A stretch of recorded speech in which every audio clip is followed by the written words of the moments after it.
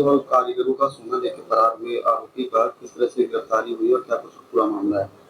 विगत दिनों में अंशुल सोनी नाम का एक सराफा व्यापारी था और वर्तमान में अध्यक्ष का पुत्र भी था। वो कुछ व्यापारियों का सोना लेके यहाँ से गायब हो गया था, जिसकी हम लगातार तलाश कर रहे थे और साइबर सेल के माध्यम से हमें जो है उसकी जानकारी मिली।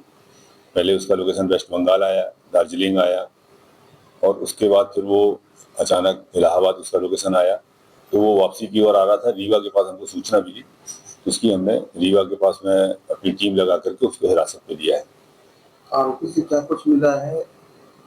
देखिए, अभी हमने उसको हिरासत में लिया है, उससे हम पूछताछ कर रहे हैं।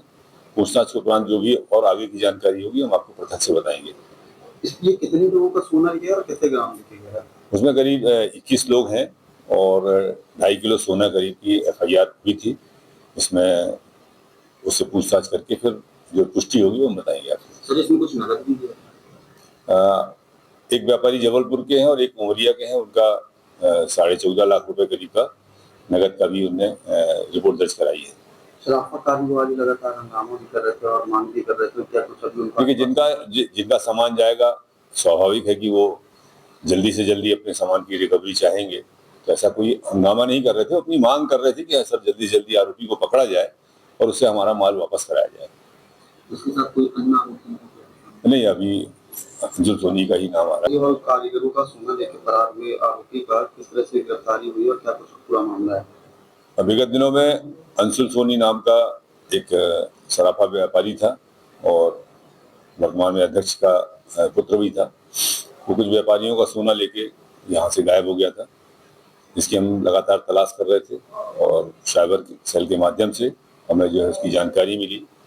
पहले उसका लोकेशन वेस्ट बंगाल आया, दार्जिलिंग आया और उसके बाद फिर वो अचानक इलाहाबाद उसका लोकेशन आया, तो वो वापसी की ओर आ रहा था। रीवा के पास हमको सूचना मिली, उसकी हमने रीवा के पास में अपनी टीम लगा करके उसको हिरासत में लिया है।